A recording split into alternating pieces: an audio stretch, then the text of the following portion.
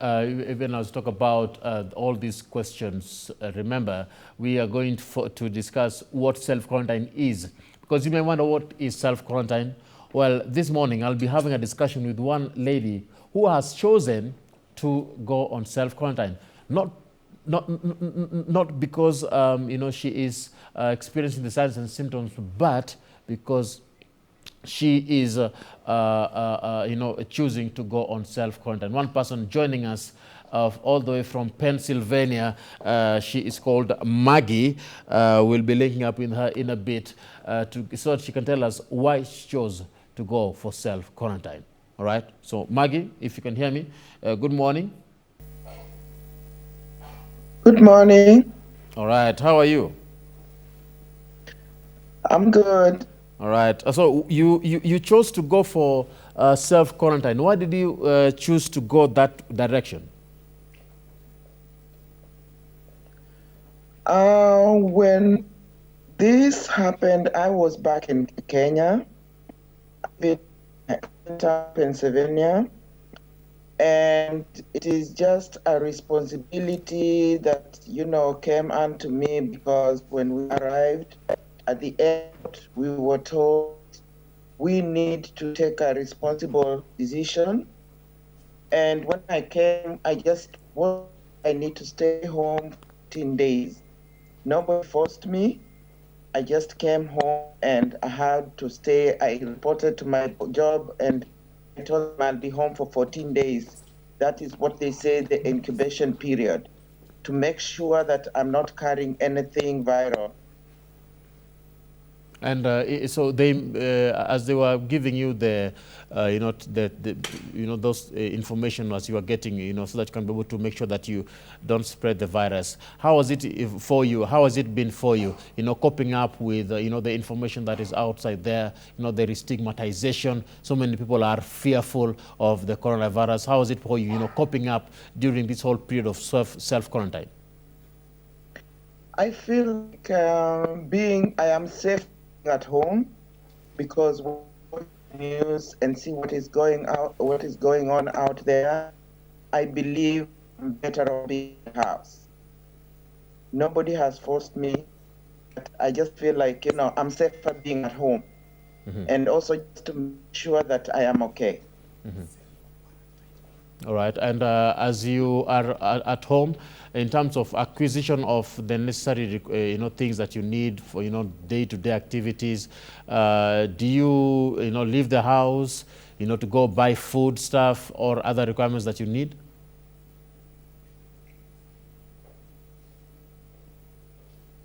We have some, stores that are still open. If I choose to go out, I just need to wear a mask and walk out, go buy whatever it is with my gloves, and then come back home.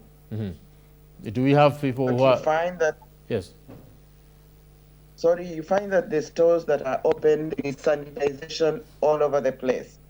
Everybody is feeling so that we need to be clean. So it's not forced, it is self. It is not forced, it is self. Here in Kenya, we have the current curfew that is from 7 p.m. to 5 a.m. We have different measures that have been put in place in Pennsylvania. I'm aware of that. But as you look into, the obedience, coming in from the people around where you stay, are people obedient towards the government directives that have been given, especially looking at what the President Donald Trump has given in regards to the COVID-19 within the United States? Oh, yes. Everybody is making a responsible choice. You find when they see what is going on in New York, everybody is scared and they're just waiting for directive, and they do what exactly they are supposed to do. In terms of businesses, how are businesses doing? Do you have shops that have closed down? Do we have, for example, in Kenya, we have hotels shutting down, businesses going down, the tourism industry also going down. How is it on your side? Most of the places are shut down, only the essential foods that, stores that are open, which sells like essential things like the pharmacy, like you have to call in fast. And then, some of them deliver to your house, but if you choose to go, you go in one by one, keeping the social distance, as they say, and pick it up.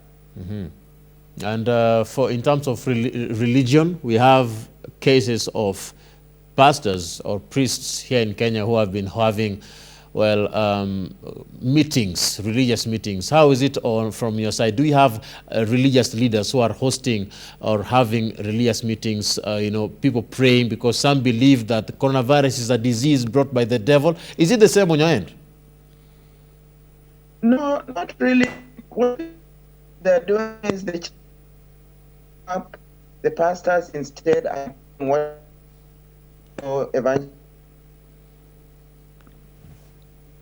while people log in like Facebook Live, and people are attending.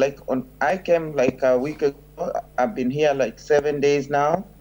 What we did on Sunday is our pastor went on Facebook Live and attended the service using that. So we don't physically go to church. How are you relating with people around your household? I don't know. Are you alone in the house? Do you have other people that you are staying with?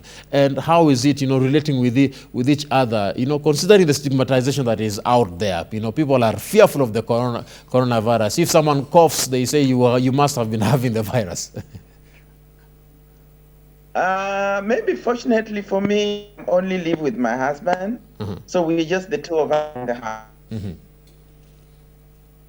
So we can say that maybe for your case it's simpler, but when it comes to still on the awareness that is there, especially in Pennsylvania, do you have cases of people who have gone against the government directives given of social distancing, self-quarantine? Do you have such cases? So far, I've not had any report, because right now all that people are doing are communicating through phones. I know even some of the Kenyans around me, if they need something, just call me and tell me, "Oh, Margaret, don't come to my house. If you have anything, drop it at the," because people have realized thing is not a joke, and we have to take responsible decisions. Speaking of responsible decisions, we have people who have been able to, make their own ways of getting masks, because masks are very few, especially in the shopping outlets. People have made decisions to go buy all these face masks, the disinfectants, the sanitizers, especially here in Kenya. Most of them are, out of stock. How has it been for you in terms of people running in to buy all these sanitizers, the hand sanitizers and the face masks and the soaps? People who are buying and volunteering to give them out for free to other people, and there are some who are, of course, selling them. They hoarded and they are selling them at a little bit of more expensive. But so far, they are available. They are available. You don't have things that are out of stock in your site? Oh, the only thing that is really, really giving people a problem is the sanitizer, which is it's not available. Okay. And like you can see, they keep on announcing whenever it's available. They tell you where to get it. The leaders of the county and the governor and all that, they tell you, go to this store, you will find it. There are some places which are open, shelters, we call them. You go and find, they are giving them for free. And looking at how people relate with each other, have you had cases of, I don't know, have you moved or gone outside the house even for a minute or so, even for 30 minutes, even for a day, maybe to do something outside? Have you tried, to move out of your house? Yes, I was out. During the day, I was out. I just went to drive around, like at the park. You find, there's nobody there. Yeah.